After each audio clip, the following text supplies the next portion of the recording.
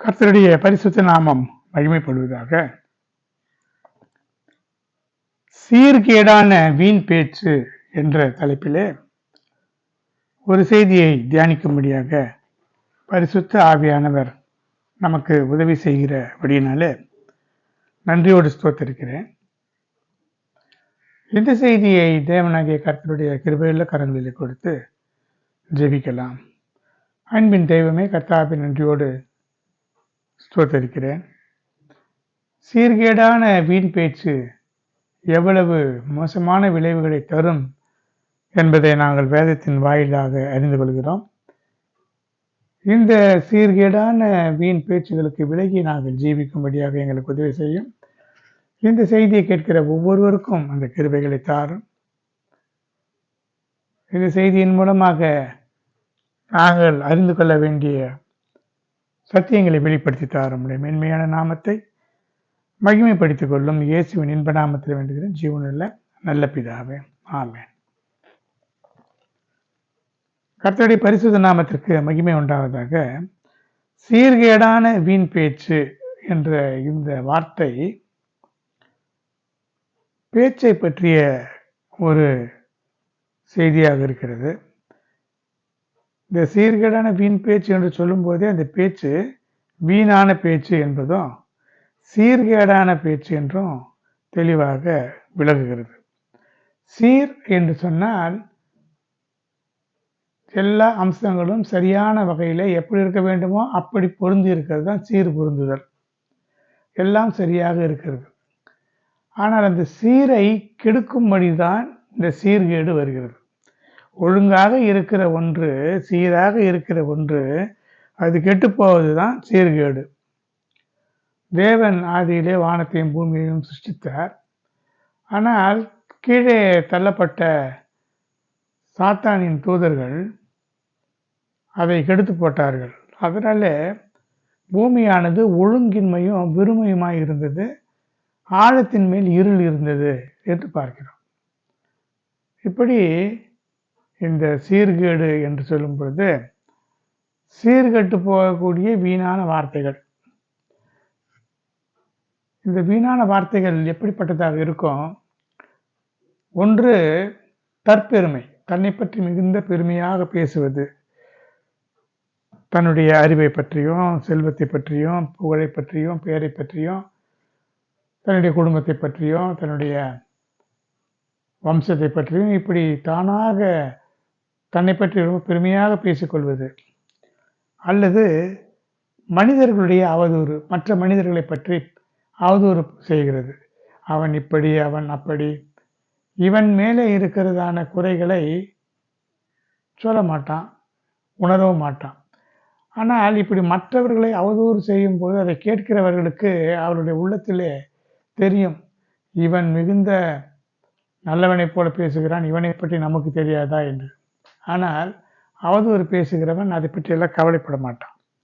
மற்றவர்களை பற்றி பேச வேண்டும், அதில் ஒரு மகிழ்ச்சி. அடுத்தது தேவ தூஷணம். சிலர் என்ன செய்வார்கள், எல்லாம் ஒன்று கூடும் பொழுது தேவனை பற்றி பல வகையாக தூஷிக்கிறவர்கள் உண்டு. பெரும்பாலும் தேவன் செய்த நன்மைகளெல்லாம் மறந்து விடுவார்கள். எனக்குத்தான் சோதனைகள் வருகிறது, அவன் இப்படியெல்லாம் செய்கிறான், அப்படியெல்லாம் செய்கிறான், அவன் நன்றாகத்தானே இருக்கிறான். இப்படி பல வகையான தேவதூஷணங்கள் உண்டு. அப்படி பேசுவார்கள். அடுத்தது வீணான பேச்சு. அந்த பேச்சு பேசுகிறதிலே நேரத்தை செலவழிக்க வேண்டும், பொழுதுபோக்க வேண்டும் என்பதுதான் இவருடைய நோக்கமாக இருக்கும். ஆனால் அந்த பேச்சிலே ஒரு பயனும் இருக்காது, அது வீணான பேச்சாக இருக்கும். இதைத்தான் பரிசுத்த பவுல் தீமோத்தேயுவுக்கு சொல்லும் பொழுது, இப்படிப்பட்ட சீர்கேடான வீண் பேச்சுகளுக்கு நீ விலகி இருக்க வேண்டும் என்று புத்திமதி சொல்கிறார். இந்த சீர்கேடான வீண் பேச்சுகளால் என்ன நடக்கிறது?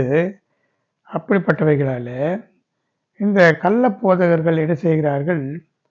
மற்றவர்களை அதிக அவபக்தி உள்ளவர்களாக அவர்கள் ஆகும்படியாக செய்து விடுகிறார்கள். இவர்களுக்கும் அவபக்தி வந்து விடுகிறது, பரிசுத்த குறைவு உண்டாகி விடுகிறது. 2 தீமோத்தேயு 2ஆம் அதிகாரம் 16ஆம் வசனத்தில் பார்க்கிறோம். வார்த்தைகள் சுருக்கமாக இருக்க வேண்டும். தேவன் வானத்தில் இருக்கிறார், நீ பூமியில இருக்கிறாய், அதனாலே உன் வார்த்தைகள் சுருக்கமாக இருப்பதாக என்று வேதம் சொல்கிறது. சிலர் பேசுவார்கள், பேசிக்கொண்டே இருப்பார்கள். எப்போதும் ஏதாவது ஒன்று பேசிக்கொண்டிருப்பார்கள். அந்த பேச்சுக்கு பயனும் இருக்காது, அதிலே பொருளும் இருக்காது. ஏதாவது பேச வேண்டும், பேசிக்கொண்டே இருக்க வேண்டும். இதுதான் அவர்களுக்கு பழக்கமாகி போன ஒரு சுபாவமாக இருக்கிறது. இப்படி மற்றவர்கள் பேசுவது ஒரு பக்கமாக இருந்தாலும் போதகர்கள் மிகுந்த கவனத்தோடு பேச வேண்டும். அதைத்தான் இந்த வசனம் சொல்லுகிறது. ஏனென்றால் மல்கியா 2ஆம் அதிகாரம் 6-7 வசனங்களில் ஆசாரியனுடைய உதடுகள் அறிவை காக்க வேண்டும். வேதத்தை அவன் வாயிலே தேடுவார்களே, அவன் சேனைகளுடைய கர்த்தரின் தூதன். சத்திய வேதம் அவனுடைய வாயிலே இருந்தது, அவனுடைய உதடுகளிலே அநியாயம் காணப்படவில்லை. அவன் என்னோட சமாதானமும் யதார்த்தமாய் சஞ்சரித்து அநேக அக்கிரமத்தில் இருந்து அநேகரை திருப்பினான் என்று ஒரு தேவனுடைய ஊழியக்காரன் இப்படி இருக்க வேண்டும் என்று வேதம் சொல்லுகிறது. ஆனால் இதை விட்டுவிட்டு வீணான பேச்சுக்களை ஒரு ஊழியக்காரன் பேசிக் கொண்டிருந்தா ஜனங்கள் என்ன நினைப்பார்கள்? ஆசாரியனாகிய அவனுடைய உதடுகள் அறிவை காக்க வேண்டும். என்ன பேசுகிறோம், எதை பேசுகிறோம் என்றெல்லாம் சொல்லாமல் ஒரு வீட்டுக்குள்ளே வந்தா என்ன பேச வேண்டும், ஏது பேச வேண்டும், எப்படி இவர்களுக்கு பக்தி விருத்திக்கு ஏதுவாக பேச வேண்டும் என்பதையெல்லாம் விட்டுவிட்டு ஏதாவது உலக காரியங்களை பற்றி, பொழுதுபோக்கான காரியங்களை குறித்து பேசி அதை கேட்கிற அந்த விசுவாசிகளும் உலகத்தாரை போல ஆகி வீணான அவபக்தி நிறைந்தவர்களாக ஆகிவிடுவார்கள். சிலர் அப்படி செய்கிறார். அதை பற்றித்தான் இவர் சொல்கிறார். ஆசாரியனுடைய உதடுகளிலே வேதத்தை தேடுவார்கள். ஏனென்றால் அவன் சேனைகளுடைய கர்த்தருடைய தூதன். அவன் பேசுகிற ஒரு வார்த்தையிலும் ஏதாவது அவர்களுக்கு அவருடைய வாழ்க்கைக்கு தேவையானது இருக்கிறதா, அவருடைய வீட்டிலே ஏதாவது கஷ்டங்கள் இருக்கும், ஆவியானவர் பேசுவார். அப்பொழுது அவர்களுக்கு அது ஆறுதலாக இருக்கும்.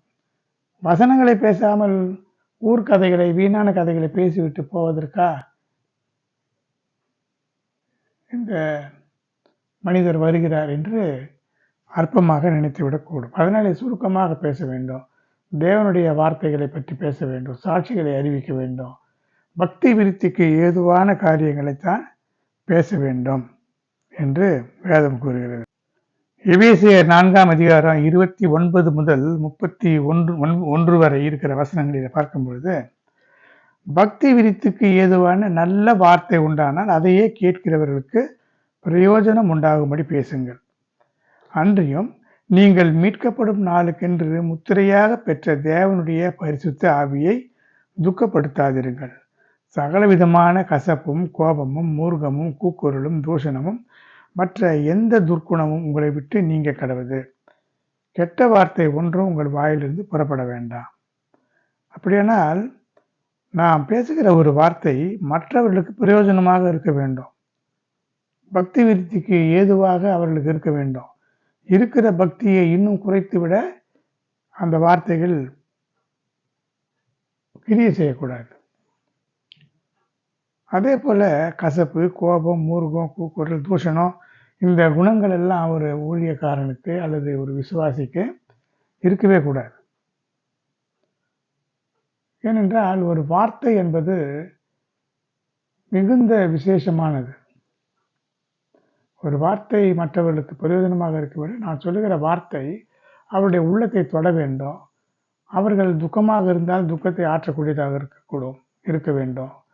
அல்லது அவர்கள் தவறுகள் செய்து கொண்டிருக்கிறவர்களாக இருந்தால் அது அவர்களை திருத்தக்கூடியதாக இருக்க வேண்டும்.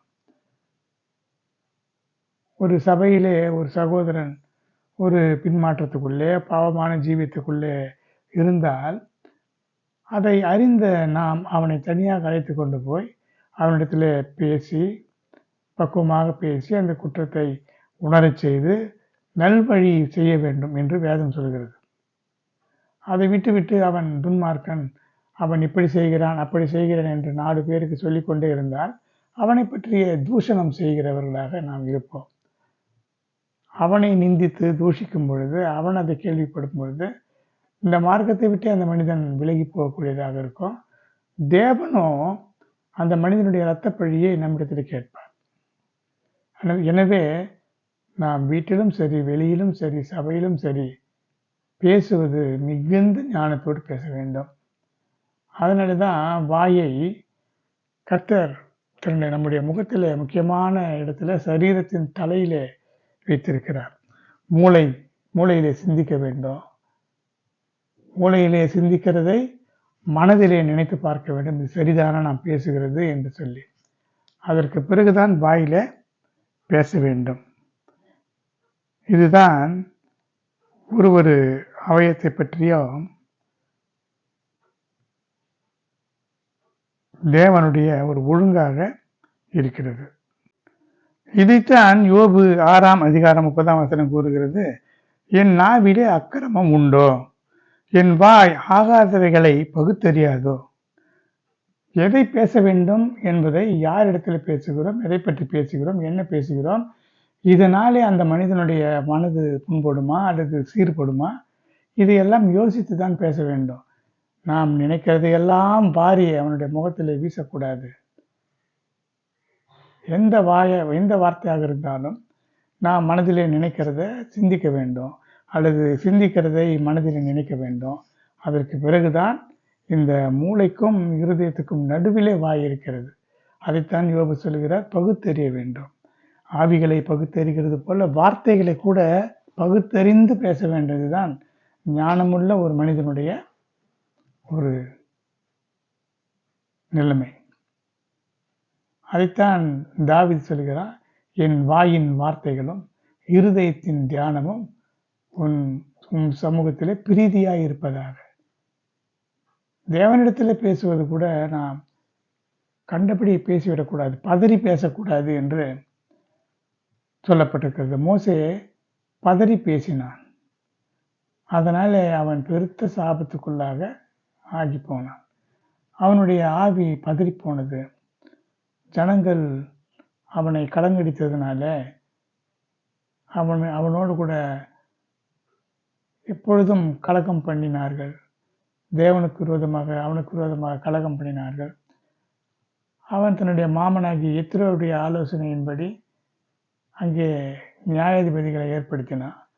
அதனாலே தேவன் இவன் மேல் வைத்திருந்ததான் ஆவியை 70 பேருக்கு பங்கிட்டு கொடுத்ததுனால இவன் பலவீனமாகி போனான்.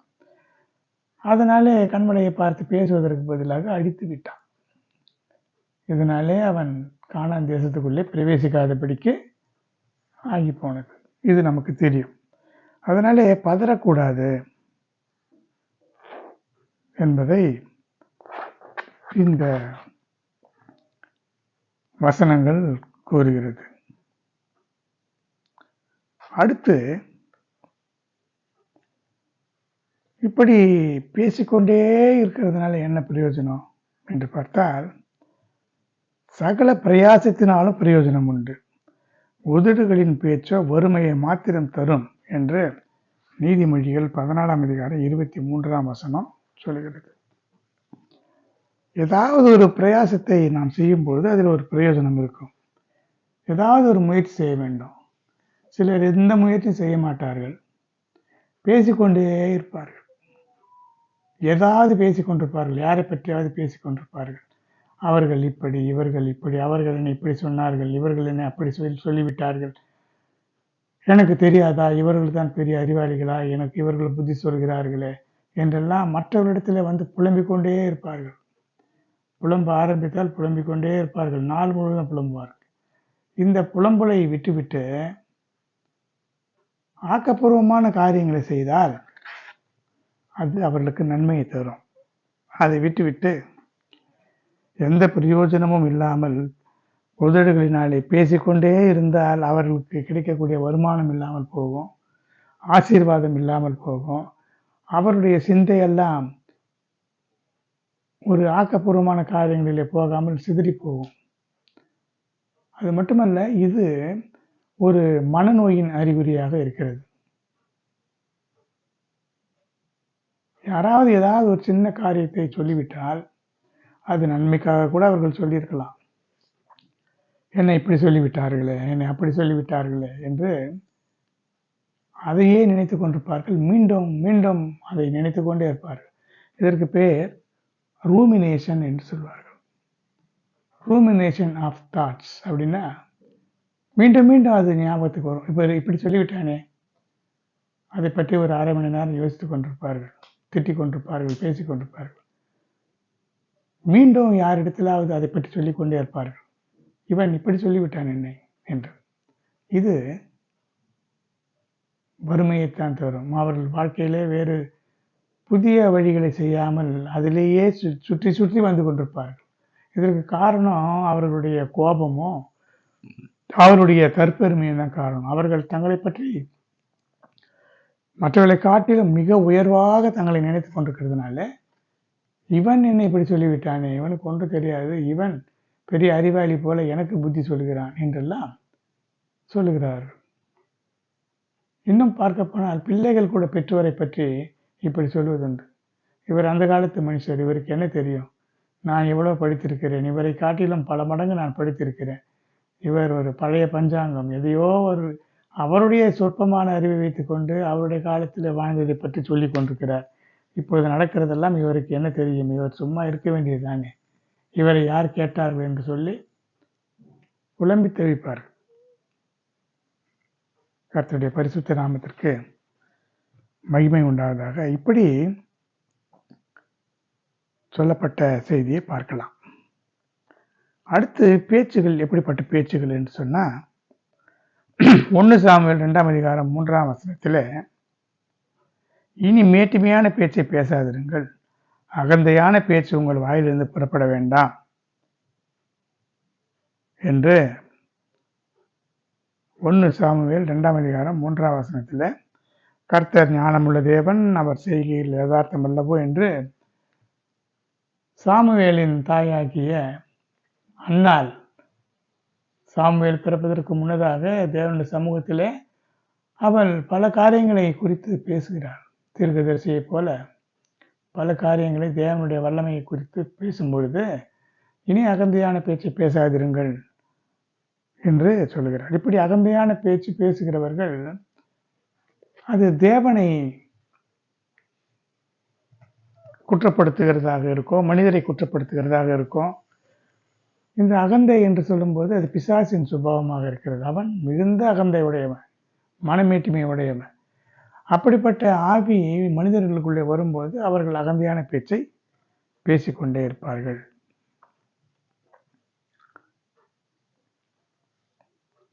அடுத்து யோபினுடைய காரியத்தை பற்றி பார்க்கும்பொழுது, யோபு எவ்வளவோ கஷ்டப்பட்டு கொண்டிருக்கிறான். அவன் எவ்வளவோ செல்வ செழிப்போடு வாழ்ந்தவன். திடீரென்று ஒரே நாளிலே அவனுடைய 10 பிள்ளைகளும் இறந்து போனார்கள், வீடுகள் இடிந்து போயின, ஆடு மாடுகள்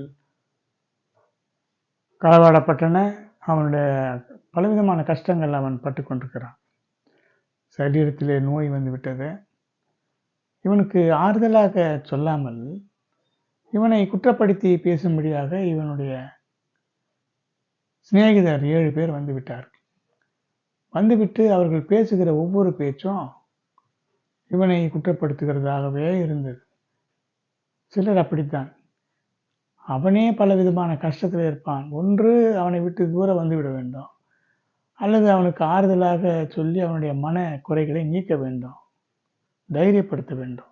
அதை விட்டு நீ இப்படி செய்ததுனால தான் இப்படி வந்தது, இதனால தான் இப்படி நேர்ந்தது, நான் உனக்கு அப்பொழுதே சொன்னேனே, நீ இதை கேட்கவில்லை, அதனால தான் உனக்கு இந்த கஷ்டங்கள் எல்லாம் வந்தது என்று சொல்லக்கூடியவர்கள் உண்டு. சில நேரங்களிலே சில பாவங்களை சிலர் செய்யும் பொழுது ஒரு தீர்க்கதரிசியோ ஒரு தேவனுடைய பிள்ளையோ தேவன் வெளிப்படுத்தினால் அதை சொல்லலாம். இதனால தான் இப்படி உங்களுக்கு ஒரு கஷ்டம் வந்தது, நீங்கள் ஜெபியுங்க, நீங்கள் உபவாசம் பண்ணி ஜெபித்தால் இந்த கஷ்டங்கள் எல்லாம் நீங்கிவிடும், அப்படி சொல்வது வேறு. ஆனால் மற்றவர்களை குற்றப்படுத்துவது பிசாசினுடைய சுபாவம், பிசாசினுடைய ஆவி. இவர்கள் அப்படி குற்றப்படுத்தி கொண்டிருப்பார்கள். அப்படித்தான் யோபினுடைய காரியத்திலாம் நடந்தது. யோபு 15ஆம் அதிகாரம் 1, 3, 6, 11 இந்த வசனங்களில் சொல்லப்பட்டிருக்கிறது. பிரயோஜனமில்லாத வார்த்தைகளாலும் உபயோகமில்லாத வசனங்களாலும் கர்கிக்கலாமா? நான் அல்ல, உம்முடைய வாயே உம்மை குற்றவாளி என்று தீர்க்கிறது, உம்முடைய உதடுகளே உமக்கு விரோதமாக சாட்சியிடுகிறது. தேவன் அருளிய ஆறுதல்கள் உம்மோடு சொல்லப்படுகிற மிருதுவான பேச்சு உமக்கு அற்ப காரியமாக இருக்கிறதோ என்று அவனுடைய சிநேகிதர்கள் சொல்லுகிறதை பார்க்கலாம்.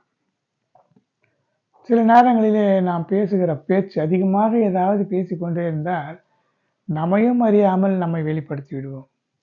ஞானிகள் அதிகம் பேச மாட்டார்கள், அவர்கள் தங்களை வெளிப்படுத்த மாட்டார்கள். ஆனால் ஞானம் இல்லாதவர்களோ ஏதாவது உளறி கொட்டிக்கொண்டே இருப்பார்கள். மௌனமாயிருந்தால் விவேகம் இல்லாதவன் கூட விவேகி என்று கருதப்படுவான். சில நேரங்களிலே நல்ல விவேகி கூட அதிகமான பேச்சு பேசுகிறதுனால அவனுடைய விவேக குறைவை வெளிப்படுத்தி விடுவான். இப்படி நம்முடைய உதடுகள் நம்மை குற்றப்படுத்திவிடும். நம்முடைய மனசாட்சி, நம்முடைய உதடு, இதுதான் நம்மை நியாயம் தீர்க்கக்கூடியது. தாவீது சொல்லுகிறார், சவுலை அவர் உயிர் போக கஷ்டப்பட்டு கொண்டிருந்தார், நான் தான் அவரை கொன்றேன் என்று ஒரு அமலேக்கியன் சொல்லும் பொழுது சொல்லுகிறான், உன் வாயே உனக்கு விரோதமாக சாட்சியிடுகிறது, உன் வாயே உன்னை குற்றவாளி என்று அறிக்கையிடுகிறது என்று சொல்லி அங்கே இருந்த இளைஞன் ஒருவனை சொல்லி அவனை வெட்டி போடு என்று சொல்லுகிறான். இப்படி சில வேளைகளிலே நாம் நம்மையே அறியாமல் பேசிக்கொண்டே இருந்தால் அது மிகுந்த வேதனைகளை கொடுக்கக்கூடியதாக இருக்கும். அடுத்து, துன்மார்க்கனுடைய துரோக பேச்சு என் உள்ளத்துக்கு தெரியும், அவன் கண்களுக்கு முன் தெய்வ பயம் இல்லை என்று சங்கீதம் 36ஆம் அதிகாரம் 1ஆம் வசனத்தில் சொல்லப்பட்டிருக்கு. இதில் பார்க்கும்போது துன்மார்க்கன் அந்த பேச்சு துரோக பேச்சு. மார்க்கம் என்று சொன்னால் வழி, துன் என்றால் கெட்ட என்ற அர்த்தம், சன் என்றால் நல்ல மார்க்கம், சன்மார்க்கன், துன்மார்க்கன். இவனுடைய பேச்சு துரோகமானது.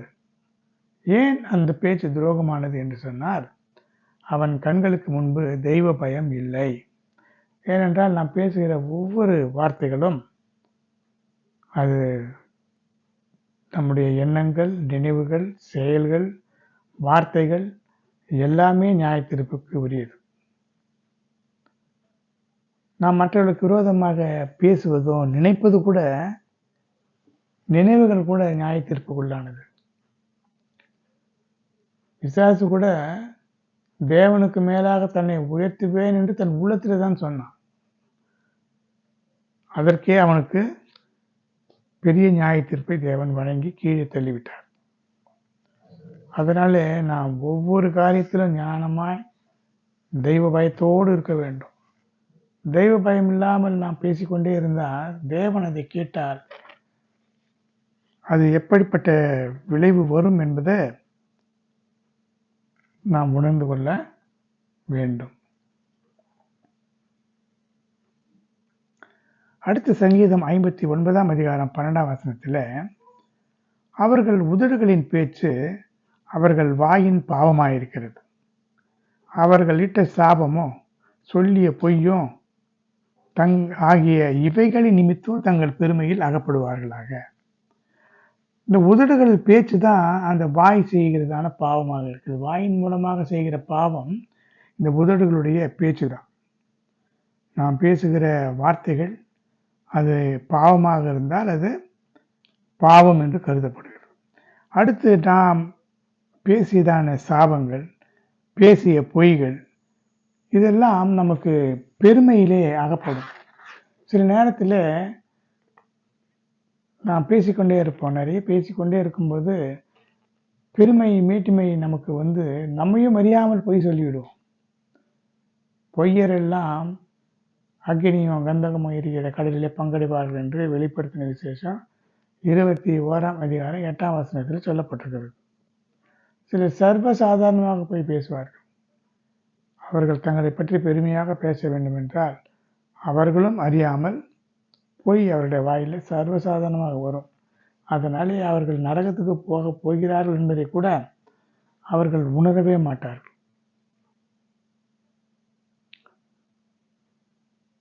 இப்படி இந்த பொய்யினாலே என்ன நடக்கிறது என்று பார்க்கும் பொழுது, தானியேல் 7ஆம் அதிகாரம் 11ஆம் வசனத்தில் பார்க்கும் பொழுது, அப்போது நான் பார்த்து கொண்டிருக்கையில் அந்த கொம்பு பெருமையான பேச்சுக்களை பேசினது நிமித்தம் அந்த மிருகம் கொலை செய்யப்பட்டது. அதன் உடல் அழிக்கப்பட்டு எரிக்கிற அக்னிக்கு ஒப்பு கொடுக்கப்பட்டது. பெருமையான பேச்சுகள், அதனாலே அந்த உடல் பெருமைகள் மேட்டிமைகள் பொய் இதெல்லாம் எரிகிற அக்னியும் கந்தகம் எரிகிற கடலுக்கு தள்ளப்படும். வெளிப்படுத்தின விசேஷம் 21ஆம் அதிகாரம் 8ஆம் வசனத்தில் கூட பார்க்கும் பொழுது, பொய்யர் அனைவரும் அக்னியும் கந்தகமும் எரிகிற கடலில் பங்கடைவார்கள். எவ்வளவுக்கு எவ்வளோ பேசாமல் இருக்கிறோமோ அவ்வளவுக்கு அவ்வளோ பொய் நமக்கு நம்முடைய வாயிலிருந்து புறப்படாது, பெருமைகள் வராது, தூஷணங்கள் வராது. நன்றாக நாம் நிதானித்து பார்க்க வேண்டும். ஏதாவது பேசினால் நாம் பெருமையாக பேச வேண்டும். மற்றவர்களை பற்றி புகழ்ந்து பேச வேண்டும். அந்த புகழ்ச்சிக்கு அவர்கள் தகுதி உள்ளவர்கள் அல்லவாக இருக்கலாம், தகுதி இல்லாதவர்களாக கூட இருக்கலாம். ஆனாலும் ஏதாவது நாம் அவர்களை பற்றி பெருமையாக பேசினால்தான் நம்மோடு கூட அவர்கள் உறவாடுவார்கள். பரிசுத்தவான்கள் சில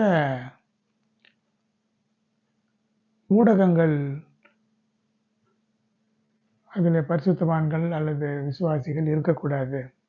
முகநூல், ட்விட்டர் இது போன்ற காரியங்களில் பார்க்கும் பொழுது நிறைய நண்பர்கள் இதில் தோன்றுவார்கள். அதனாலே அவர்களை பற்றி புகழ்ச்சியாக பேசுவதோ, நம்மை பற்றி நம்முடைய பெருமைகளை பேசுவதோ, இதெல்லாம் பெருமை மேட்டிமை என்ற ஒரு பாவத்துக்குள்ளே நம்மை தள்ளிவிடும். ஒரு தேவனுடைய பிள்ளையை நான் அறிவேன். அவர் இந்த முகநூல் போன்றவர்களில் எல்லாவற்றிலும் இருந்தார். ஆனால் பரிசுத்த ஆவியானவர் உணர்த்தினதற்கு பிறகு அவருக்கு நிறைய நண்பர்கள் இருந்தார்கள். மிகப்பெரிய உயர்ந்த அதிகாரிகள் அவருக்கு நண்பர்களாக இருந்த போதிலும் அந்த நட்பையெல்லாம் தூக்கி போட்டு விட்டார்.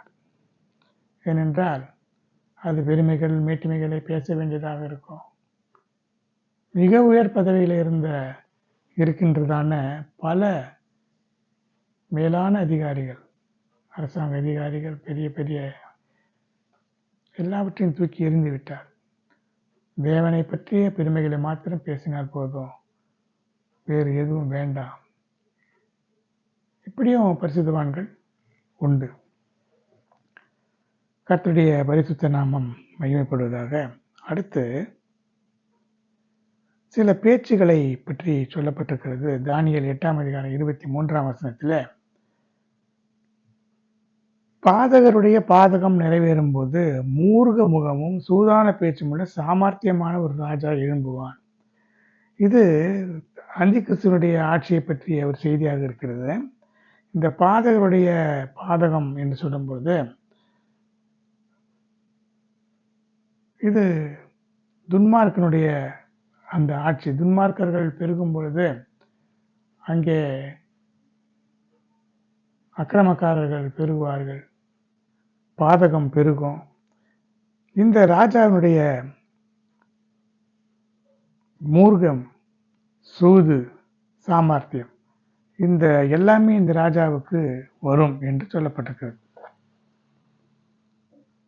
ஆனால் இந்த ஆவி உடையவர்களை நாம் பார்க்கலாம். அவர்கள் பேசுவதை பார்த்தால் மிகுந்த மிருதுவான ஒரு வெண்ணெயை போல இருக்கும். ஆனால் அதற்குள்ளே இருக்கிற காரியங்கள் நச்சாக இருக்கும். மிகுந்த சூதோடு கூட பேசுவார்கள். அவர்கள் பேசுகிறது நயவஞ்சகமாக இருக்கும்.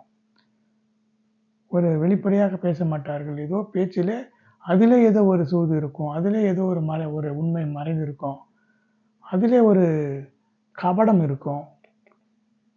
இதெல்லாம் வீணான காரியங்கள். இப்படிப்பட்டவர்களை விட்டு நாம் விலக வேண்டும். அடுத்து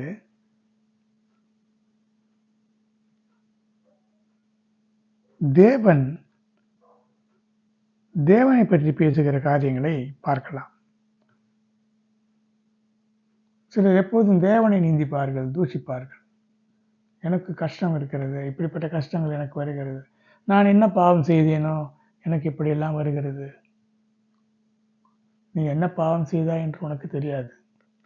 ஒருவேளை நீ பாவம் செய்யாமல் இருந்திருக்கலாம். உன் பெற்றோர் செய்திருந்த பாவம் உனக்கு தொடர்ந்து வரும்.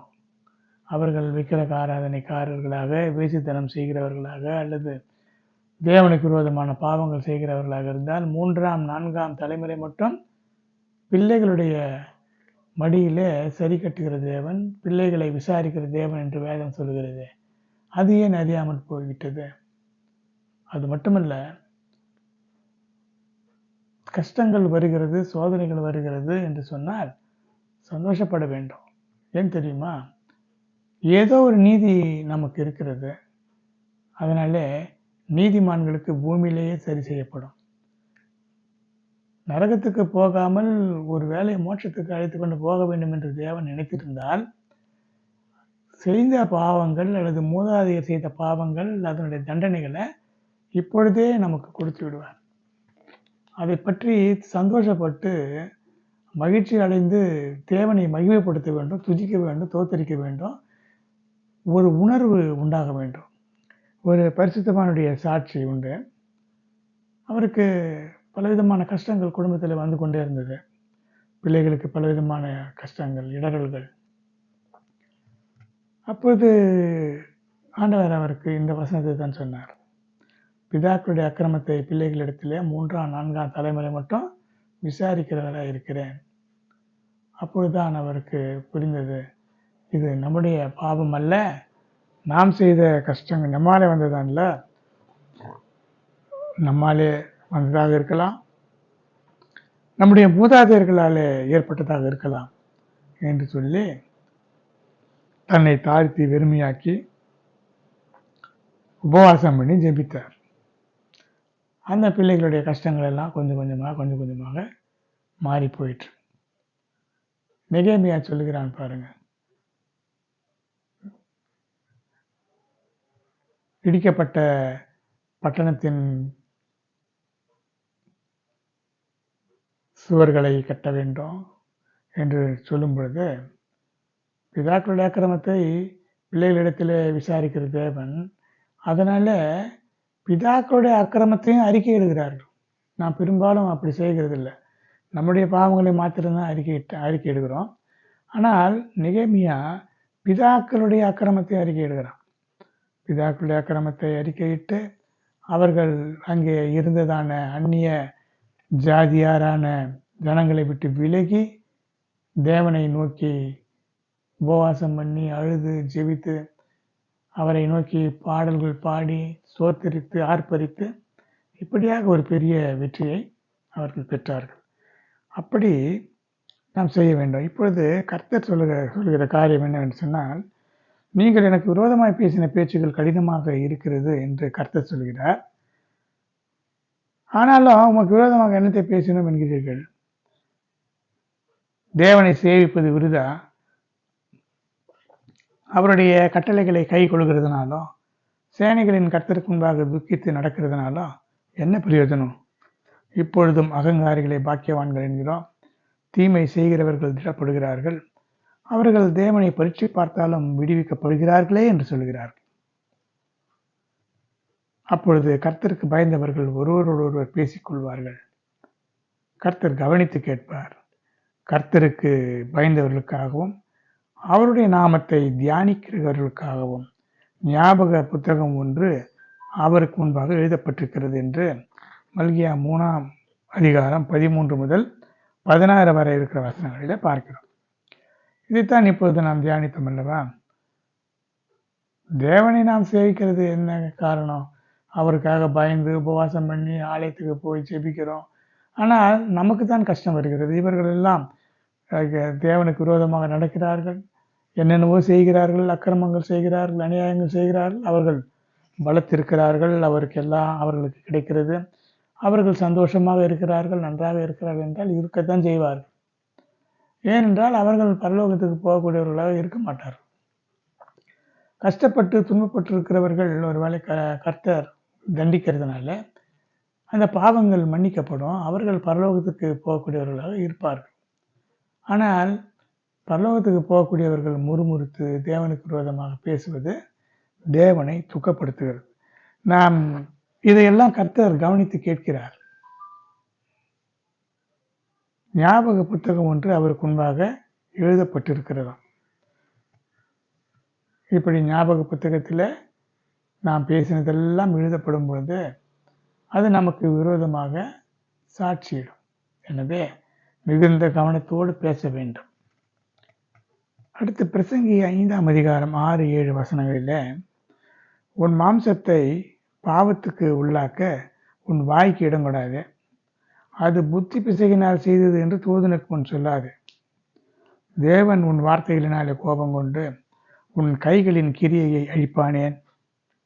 அநேக சொப்பனங்கள் மாயையாய் இருப்பது போல அநேக வார்த்தைகளும் வியர்த்தமாயிருக்கும். ஆகையால் நீ தேவனுக்கு பயந்திரு என்று சொல்லப்பட்டிருக்கு. தெய்வ பயம் நமக்கு வேண்டும். துன்மார்க்கனுக்கு அவன் கண்களுக்கு முன்பாக தெய்வ பயம் இல்லை என்று நாம் வாசித்தோம். தேவன் இதெல்லாம் கேட்கிறார் என்று அந்த பயம் நமக்கு இருந்தால் ஒரு வார்த்தையும் ஞானமாய் பேசுவோம், தெய்வ பயத்தோடு கூட பேசுவோம். ஐயோ, நாம் இப்படி பேசுகிறோமே, இதை கர்த்தர் கேட்பாரே என்று. இங்கே நம்முடைய மாம்சத்தை, சரீரத்தை பாவத்துக்குள்ளாக வாய்க்கு இடம் கொடுக்கக்கூடாது.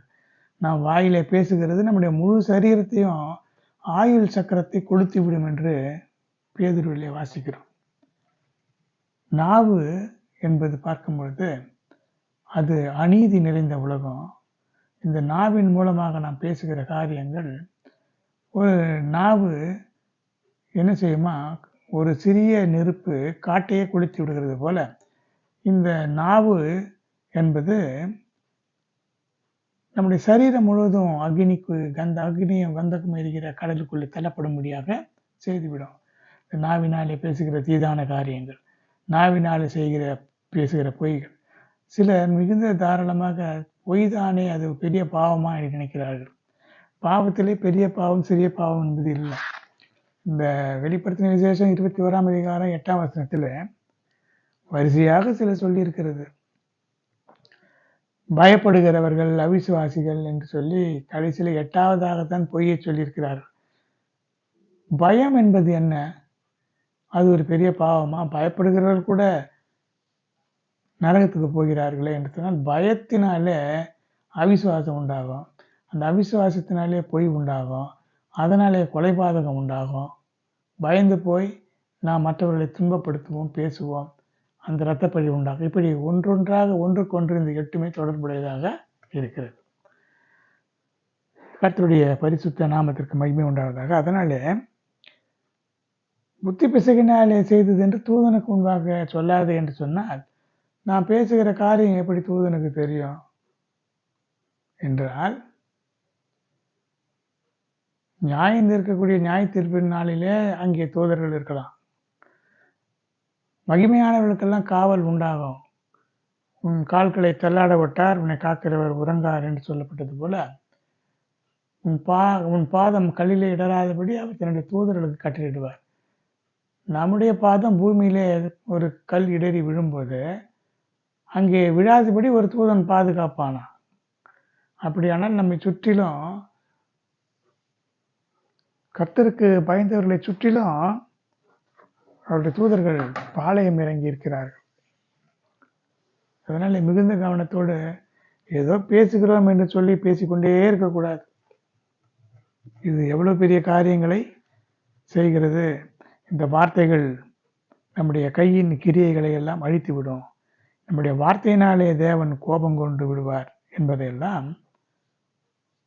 இந்த வசனங்கள் நமக்கு கூறுகின்றன. அடுத்து இந்த பெருமைகள், மேட்டிமைகள், வீணான வார்த்தைகள் இதெல்லாம் ஓயாமல் பேசிக்கொண்டே இருப்பதற்கு காரணம் என்னவென்று சொன்னால், பொல்லாத பிசாசினுடைய ஆவி அவர்களை அப்படி வஞ்சித்து பிடித்து கொள்ளும். அவர்கள் தங்களையும் அறியாமல் பேசிக்கொண்டே இருப்பார்கள். இதற்கு காரணம் பார்த்தா, அந்திகிறிஸ்துவினுடைய ஆவி, பிசாசினுடைய ஆவி இவனுடைய சுபாவத்தையும் இப்படி பேசிக்கொண்டே இருக்கிறவருடைய சுபாவத்தையும் ஒப்பிட்டு பாருங்களேன். இவ்வளவு நேரம் நாம் தியானித்தோம் அல்லவா, அதெல்லாம் இவனிடத்தில் இருக்கிறது.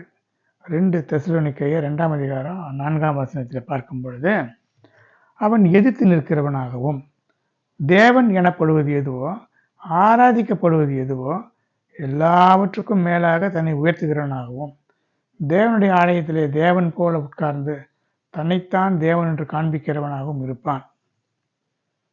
பெருமை என்று சொல்லும் பொழுது சிலர் எது சொன்னாலும் எதிர்த்து நிற்பார்கள். அது அப்படி இல்லை, அது இப்படித்தான். காரணம் என்ன தெரியுமா? பெருமை.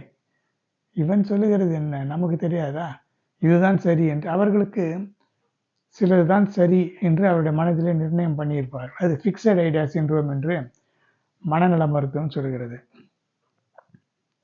அடுத்து இப்படி எதிர்த்து நிற்கிறது கான்ட்ரடிக்ஷன் என்று சொல்வார்கள். எது சொன்னாலும் ஒரு காரியம் இப்படி என்று சொல்லிக் கொண்டிருக்கும், அது அப்படியல்ல, அது இப்படி.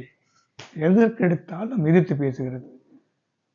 நாம் எது சொன்னாலும் அது அப்படி அல்ல என்று சொல்கிறது. இது எதிர்க்கிற ஆவி, இது பிசாசுடைய ஆவியாக இருக்கிறது. அடுத்து தேவனுக்கு மேலாக தன்னை உயர்த்துகிறவன் பிசாசு. அதுபோல ஒரு இடத்துல ஒரு விழாவுக்கு வந்தாலும் கூட தன்னை காட்டிலும் யாரும் பெரியவர்கள் இல்லை என்று சொல்லி எல்லாருக்கும் மேலாக தன்னை உயர்த்தி தன்னை பெருமைப்படுத்தி, இது நார்சிசிஸ்டிக் பர்சனாலிட்டி டிசார்டர் என்று சொல்வார்கள். தன்னை எல்லாருக்கும் மேலாக உயர்த்தி காட்டி ஏதாவது சில காரியங்களை செய்து மற்றவர்களெல்லாம் தன்னை நோக்கி பார்க்கும்படியாக, தன்னை பற்றி பேசும்படியாக, தன்னை புகழ்ந்து பேசும்படியாக அப்படி சில காரியங்களை எல்லாம் செய்கிறவர்களாக இவர்கள் இருப்பார்கள். இதெல்லாம் பிசாசுடைய ஆவி. அடுத்து தன்னை தேவன் என்று காண்பிக்கிறது போல அந்த இடத்திலே தான் பெரியவன் என்று காண்பிக்கிறவர்களாக இவர்கள் இருப்பார்கள். அடுத்து பிசாசை பற்றி வெளிப்படுத்தின விசேஷம் 13ஆம் அதிகாரம் 4 6 வரைக்கும் இருக்கிற வசனங்கள் சொல்லுகிறது. அந்த வலு சர்ப்பம் எப்படிப்பட்டது என்று சொன்னால், பெருமையானவைகளையும் தூஷணங்களையும் பேசும் வாய் அதற்கு கொடுக்கப்பட்டது. அல்லாமலும் தேவனை தூஷிக்கும்படி தன் வாயை திறந்து அவருடைய நாமத்தையும் அவருடைய வாசஸ்தலத்தையும் பரலோகத்தில் வாசமாய் இருக்கிறவர்களையும் தூஷித்தது. இது பிசாசினுடைய ஆவி, தூஷிக்கிற ஆவி. இப்படிதான் சிலர் எல்லாரை பற்றியும் வீணாக பேசிக்கொண்டிருப்பார்கள். தெரிந்தது தெரியாதது உண்மை பொய் எல்லாவற்றையும் கலந்து தன்னுடைய அதில் ஒரு மகிழ்ச்சி. அவர்களுடைய பேரை கெடுக்கிறதுல, அவர்களை பற்றி குறை கூறுகிறதில்லை, தூஷிக்கிறதில்ல. காரணம் என்ன தெரியுமா? இப்படி பெருமையான தூஷணமான வாய் பேசக்கூடிய வாய் அந்த பிசாசுக்கு கொடுக்கப்படுகிறது. அப்படிப்பட்ட அந்த வலுசர்ப்பத்தின் ஆவி யாருக்கெல்லாம் உண்டோ, நிறைய பேருக்கு வலுசர்ப்பத்தின் ஆவி இருக்கிறது. வலுசர்ப்பம் என்று சொன்னால் அது என்ன நினைக்கிறதோ அதைத்தான் மற்றவர்கள் செய்ய வேண்டும். ஒரு கணவனுக்கு வலுசர்ப்பத்தின் ஆவி வந்துவிட்டால் அவனுடைய வார்த்தைக்கு மீறி மனைவியோ மற்றவர்களோ எதுவும் செய்ய முடியாது. அதே போல் ஒரு மனைவிக்கு வந்துவிட்டால், ஒரு பெண்ணுக்கு வந்துவிட்டால், பிள்ளைகளோ பெரியவர்களோ பெற்றோரோ கணவரோ யாராக இருந்தாலும் தன்னுடைய வார்த்தைக்கு மேலாக எதையுமே செய்ய அவர் சம்மதிக்கவே மாட்டார். அப்படி செய்துவிட்டால் அந்த குடும்பத்தில் பெரிதான பிரச்சனைகள் உண்டாகும். இப்படி மனிதர்களையும் தேவனையும் தூஷிக்கும்படியாக இப்படிப்பட்ட ஒரு ஆவி கிரி செய்கிறதை நாம் பார்க்க முடிகிறது. அடுத்து ஆவிக்குரிய ஜீவியத்தில் பார்க்கும் பொழுது 1 தீமோத்தேயு 1:6 பார்க்கும் பொழுது, இவைகளை சிலர் நோக்காமல் வீண் பேச்சுக்கு இடம் கொடுத்து விலகி போனார்கள். அதனாலே வம்பு, புத்தியீனமான பேச்சு, பரியாசம் இவைகளெல்லாம் தகாதவைகள், ஸ்தோத்திரம் செய்தலே தகும் என்று எபேசியர் 5:4 சொல்லப்பட்டது போல, ஒரு விசுவாசியாக இருக்கிறவன் வம்பான பேச்சு, புத்தியீனமான பேச்சு, பரியாசமானவைகள் இவைகளெல்லாம் செய்யாமல் எப்பொழுதும் தேவனை நோக்கி ஸ்தோத்திரித்துக் கொண்டே இருக்க வேண்டும். இதையெல்லாம் பார்க்காமல் வீண் பேச்சுக்கு இடம் கொடுத்து விசுவாசத்தை விட்டு விலகி போனவர்கள் நிறைய பேர் உண்டு என்று வேதம் கூறுகிறது. ஸ்தோத்திரத்தினாலே கிருபை பெருகும். ஸ்தோத்திரம் செய்கிறதுனாலே நம்முடைய சரீரத்துக்கும் ஆவிக்கும் ஆத்மாவுக்கும் கிருபை பெருகும். கிருபை பெருகி கொண்டே இருக்கும். சில பரிசுத்தவான்களுடைய சாட்சியை கேட்டிருக்கிறேன். அவர்கள் உறக்கத்திலே கூட ஸ்தோத்திரம் செய்து கொண்டே உறங்கி போவார்கள். அவர்கள் உறங்கி கொண்டுதான் இருப்பார்கள். ஆனால் அவர்கள் ஆத்மாவுக்குள்ளே ஒரு விழிப்பு இருக்கும். அது தேவனை நோக்கி ஸ்தோத்திரித்துக் கொண்டே இருக்கும். அவர்கள் தூங்கி விடுவார்கள். சரீரம் தூங்கி கொண்டிருக்கும், சிந்தை தூங்கி கொண்டிருக்கும். ஆனால் அவருடைய ஆத்மா விழித்துக் கொண்டிருக்கும்.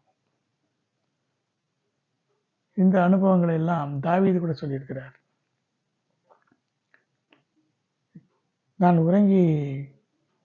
நான் படுத்து உறங்கினேன், என் உள்ளமோ விழித்திருந்தது. இப்படிப்பட்ட ஒரு மேலான அனுபவத்தை உடையவர்களாக நாம் இருக்க வேண்டும். கர்த்தருடைய பரிசுத்த நாமத்திற்கு மகிமை உண்டாவதாக. அடுத்து 1 தீமோத்தேயு 6:20-21 தீமோத்தேயுவுக்கு சொல்லப்பட்ட ஒரு காரியம் என்னவென்று சொன்னால், உன்னிடத்திலே ஒப்புவிக்கப்பட்டதை நீ காத்துக்கொண்டு சீர்கேடான வீண் பேச்சுகளுக்கும் ஞானமென்று பொய்யாய் பெயர் பெற்றிருக்கிற கொள்கையின் விபரீதங்களுக்கும் விலகு. சிலர் அதை பாராட்டி விசுவாசத்தை விட்டு வழுவி போனார்கள் என்று சொல்கிறார். இந்த சீர்கேடான வீண் பேச்சுகள், சிலர் ஞானம் என்று பொய்யாய் பெயர் பெற்றிருக்கிற கொள்கைகள், சில கொள்கைகள் புதிதாக நூதனமாக தோன்றுகின்ற புதிய புதிய கொள்கைகளை எல்லாம் கொண்டு வந்து வீணான கட்டுக்கதைகள், சரித்திர சம்பந்தமான ஆராய்ச்சிகள் என்று சொல்லி வேதத்தை புரட்டுவார்கள், சத்தியத்தை புரட்டுவார்கள். இதெல்லாம் தேவையில்லாமல் பேசிக்கொண்டே இருந்தால் அது தெய்வ பக்திக்கு விரோதமாக, தேவனுக்கு விரோதமாக அது வந்துவிடும் என்று சொல்லப்பட்டிருக்கிறது. அதனாலே அதையெல்லாம் விட்டு நாம் விலக வேண்டும். அது மட்டுமல்ல,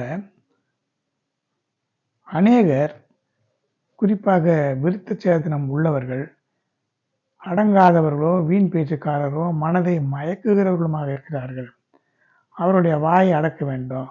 அவர்கள் இழிவான ஆதாயத்துக்காக தகாதவைகளை உபதேசித்து முழு குடும்பங்களையும் கவிழ்த்து போடுகிறார்கள் என்று தீத்து 1:10-11 பார்க்கிறோம்.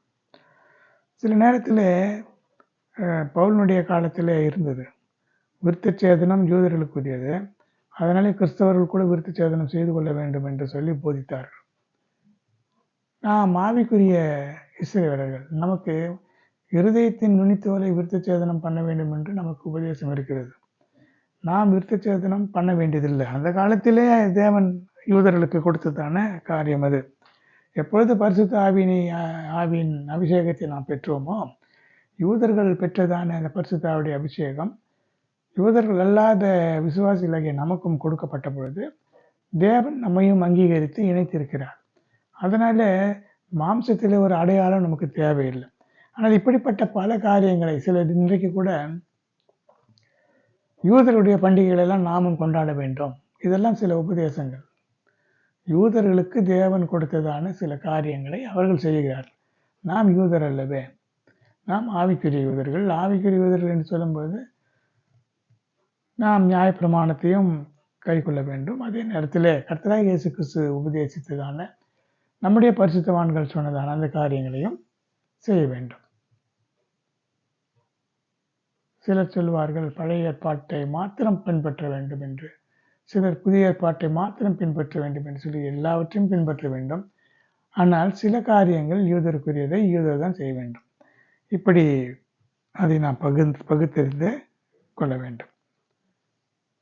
அடுத்து, சபைகளிலே சில குழுக்களை ஏற்படுத்தி அந்த காலத்தில் வைத்திருந்தார்கள். அப்படி செய்யும் பொழுது அங்கே ஒரு சிலரை தவிர்த்து விட வேண்டும் என்று பரிசுத்த பவுல் சொல்லியிருக்கிறார். 1 தீமோத்தேயு 5ஆம் அதிகாரம் 11 முதல் 14 வரை இருக்கிற அந்த வசனங்களில ஒரு சிலரை அதில் சேர்த்துக்கொள்ள வேண்டாம். ஏனென்றால் அவர்கள் கிறிஸ்துவுக்கு விரோதமாக காம விகாரம் கொள்ளும்போது விவாகம் பண்ண மனதுள்ளவர்களாகி முதலிலே கொண்டிருந்த விசுவாசத்தை விடுவதனாலே ஆக்கினைக்கு உட்படுவார்கள். அதுவும் அல்லாமல் அவர்கள் சோம்பல் உள்ளவர்களாக வீடு வீடாக திரிய பழகுவார்கள். அலப்புகிறவர்களாக, வீண் அலுவல்காரிகளாக, தகாத காரியங்களை பேசுகிறவர்களாக இருக்கிறதுனால இப்படிப்பட்டவர்கள் விவாகம் பண்ணலாம், பிள்ளைகளை பெறலாம், வீட்டை நடத்தலாம். விரோதியானவன் நிந்திக்கிறதுக்கு இடமுண்டாகாமல் இருக்க வேண்டும் என்று ஒரு சிலரை சொல்லுகிறேன். இந்த ஒரு சிலர் என்று சொல்லும் பொழுது விதவைகளை பற்றி சொல்லியிருக்கிறார். அந்த காலத்தில் விதவைகளை தேவாலயத்திலே சேர்த்து வைத்து அவர்கள் ஜெபிக்கவும், உபவாசித்து ஜெபிக்கவும், வீடுகளுக்கு சென்று தேவனை பற்றி சொல்லவும் சில குழுக்களை ஏற்படுத்தி வைத்திருக்கக்கூடும்.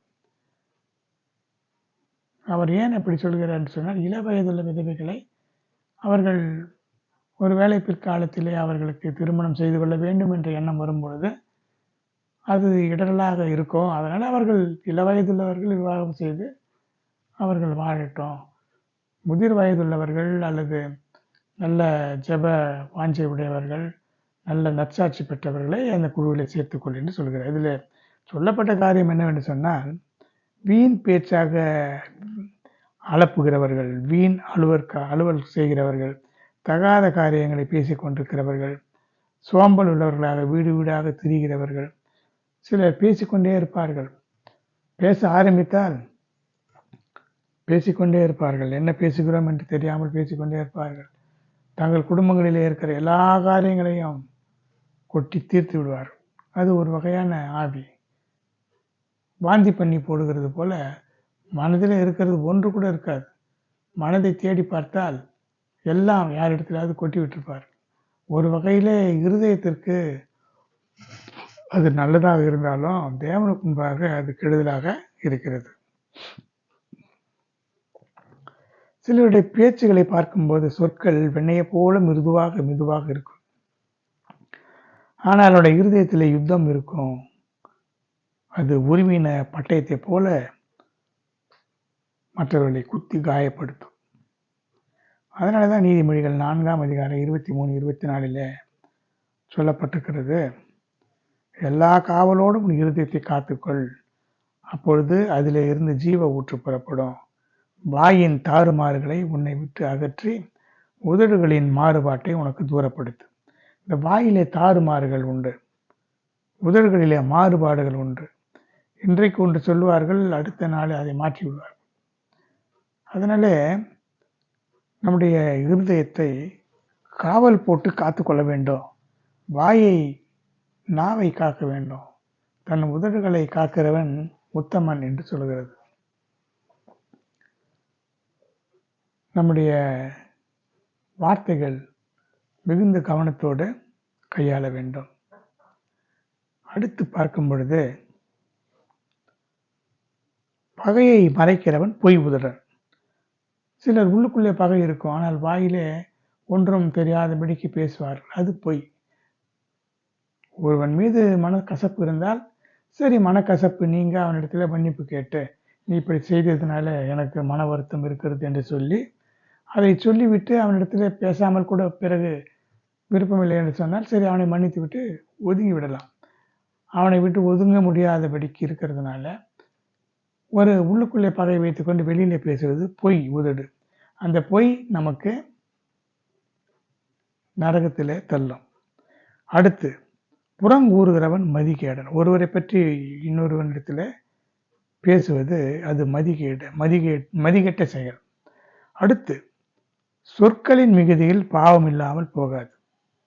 அதிகமாக பேசிக்கொண்டே இருக்கும் பொழுது நம்மையும் அறியாமல் பாவம் வந்துவிடும். நம்மை பற்றி பெருமையாக பேசுவோம், மற்றவர்களை பற்றி பேசுவோம், ரொம்ப சோகமாக இருக்கும்போது ஏதாவது நன்றாக இருக்கிறீர்கள் என்று கேட்டுவிட்டால் தேவனை பற்றி குறை கூறுவோம், தேவனை தூஷிப்போம். அதனாலே சொற்கள் மிகுதியிலே பாவம் இல்லாமல் போகாது. இப்படி பல செய்திகள் நமக்கு இருக்கிறது. துன்மார்க்குடைய மனம் அற்ப விலையும் பெறாது. மூடர் மதியினத்திலே மாண்டு போவார்கள். துன்மார்க்கருடைய வாய் மாறுபாடுள்ளது. இப்படி பல செய்திகளை நாம் பார்க்கிறோம். மாறுபாடுள்ள நாவோ அறுப்புண்டு போகும் என்று பார்க்கிறோம்.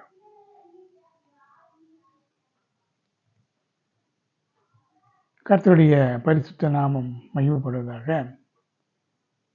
துன்மார்க்குடைய வார்த்தைகள் ரத்தம் சிந்த பதிவிருப்பதை பற்றியதான். துன்மார்க்குடைய வார்த்தைகள் எப்படிப்பட்டது என்று சொன்னால், அது பேசும்போது ரத்தம் சிந்தக்கூடியதாக அது இருக்கும். மற்றவர்களுடைய ரத்தத்தை சிந்தக்கூடிய அளவுக்கு, ஒரு இரத்தப்பழியை உண்டாக்கக்கூடிய அளவுக்கு அவருடைய மனதை காயப்படுத்துகிற வார்த்தைகளாக பட்டய குத்துகளைப் போல இருக்குமா. பேசுவது அப்படியே கத்தியிலே குத்துகிறதை போல சிலர் பேசுவார்கள்.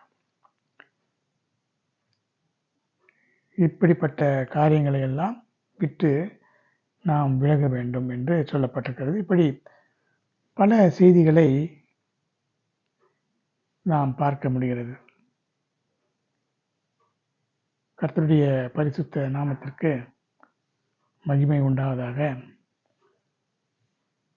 அடுத்து கடைசியாக